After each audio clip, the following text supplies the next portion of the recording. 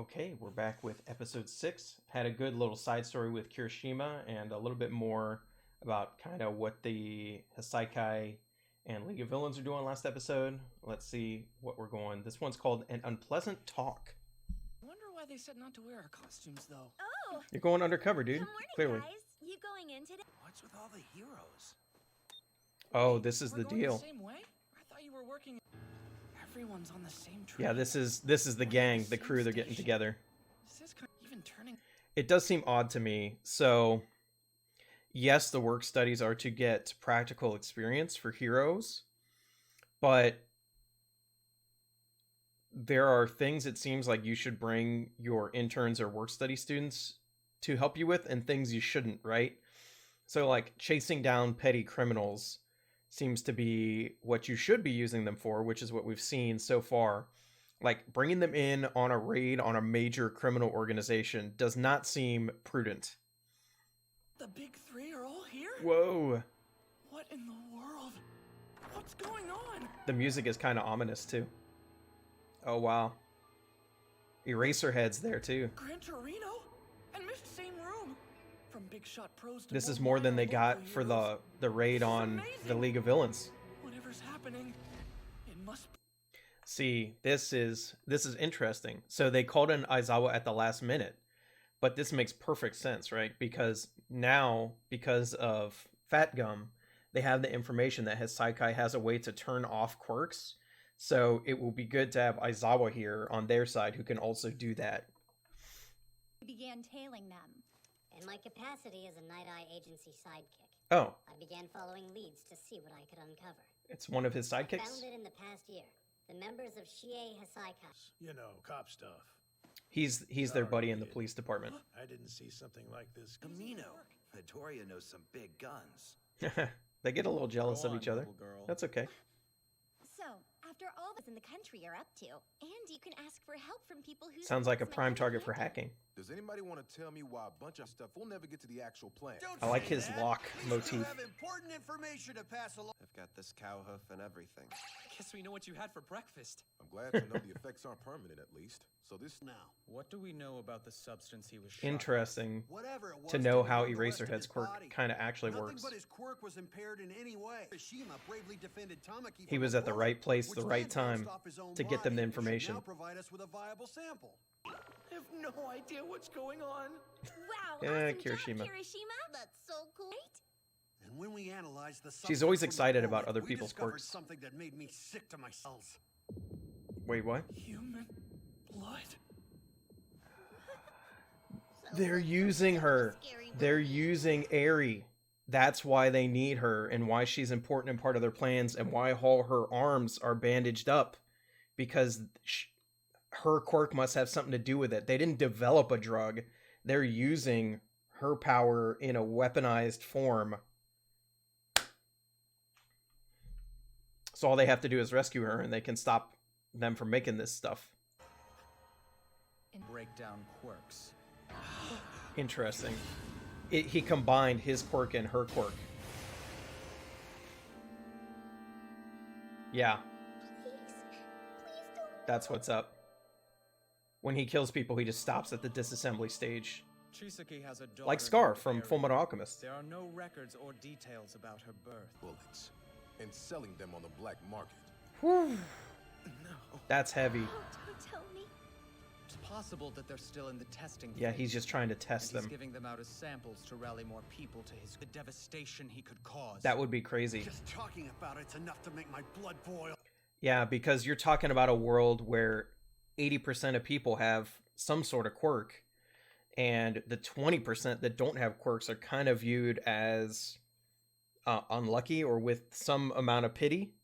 So you're talking about a drug that can basically, I wouldn't call it a disability, but they may view it as being able to disable someone at will, like make them become disabled, especially if their quirk was really useful or like centered to their personality or, you know, how they live their lives. So like imagine somebody like, I don't know, let's take, you know, Ah, perfect example. Rescue Girl. Her quirk heals people, right? And she's a doctor. If she were to get shot and her power gets turned off, like, it's more than just an inconvenience. Her entire life would have to change, right? That's why Fat Gum is so mad. Let's go get this monster. World's greatest hero. Not even close. You do have a long way to go. I couldn't even save her. Oh, you know what? A thing I didn't think about. So, Night Eye's power activates by touching someone and looking into their eyes, right? Do you ever wonder if he's done it to himself? Because at first I thought he can just see several hours into the future, but the incident / argument with All Might shows he can see years into the future. So if I were him, I would be using my own power on myself a lot, because I could. I mean, I guess the problem is he can't really change the future, though, that he sees. So maybe he doesn't want to. He feels like if he sees something, he'll lock it in. Maybe he hasn't used the power on himself then, in that case.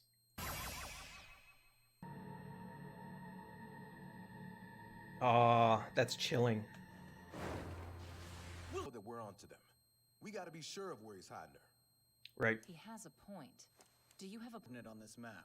It is the most logical way to narrow down our targets. I like how their symbol is So kind of that's like the why you asked chrysanthemum. minor heroes like us to join you. This is because of what happened with All Might. He's afraid to use it now. Oh, that's heartbreaking. So, first off, he must trust these heroes because he's letting them know how his power works. The fact that he can only use it once in every 24 hours is telling. That's why he didn't use it on Midoriya and Mirio when they split up that day, because he thought he may have to use it on somebody else. The fact that hurts. So he doesn't want to use it because he doesn't want to see that someone's going to die horribly and be unable to do anything to stop that. Continue like this, I swear, you'll face off against a villain and die an unspeakably gruesome death.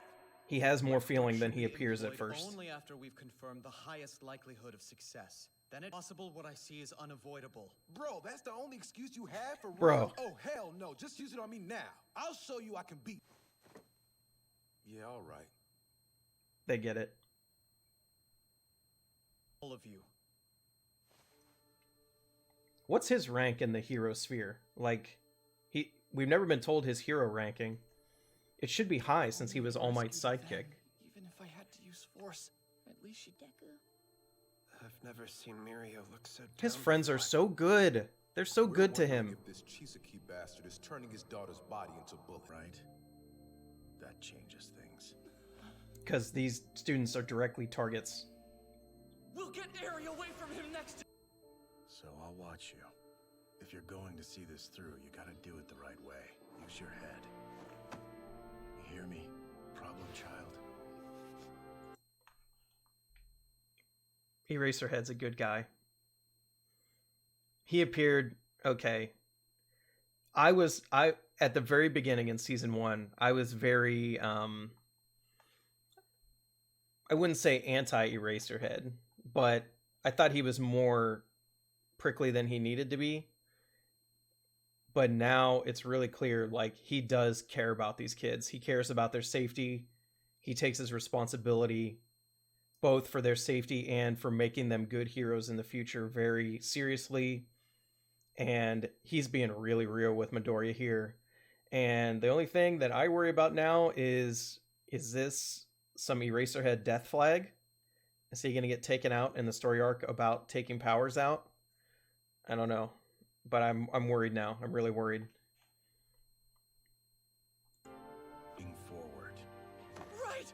Mr. Aizawa! I said I'm Eraser here. I'm your man for the rest of my life, Eraser. Ah, Not interested. Sorry! these students are so earnest. I love them. Mirio? Yeah, I know. Used to talk, at least. When you get old, it's your job to help stubborn youngsters. It's great to see these So two the kid. talking. What are your honest thoughts about him? Never understand. I see that in them both. Yeah, the fact that they can't stop when they see someone in trouble, even if it's gonna kill them. But you haven't touched any of your toys after I bought them special. So, number one, don't barge into a kid's room. I mean, I know she's a hostage, so of course they're gonna treat her poorly. But also, this is the only guy in the Hisaikai that we've seen without a mask on his face. All the rest of them wear those plague doctor masks. So I wonder what's going on here. For you. Wouldn't hurt.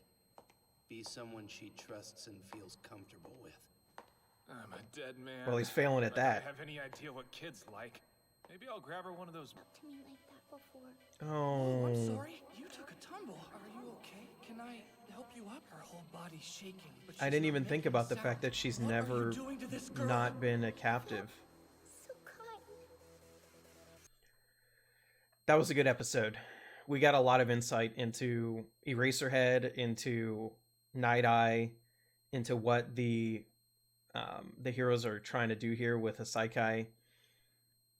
I did like it a lot, and man, some of these characters. When I started this show, I thought, oh, this is a typical shonen. There's going to be a lot of characters. There's going to be a lot of superpowers, and we'll focus on the main cast, and the rest will be kind of a sideshow. That's not how it's been.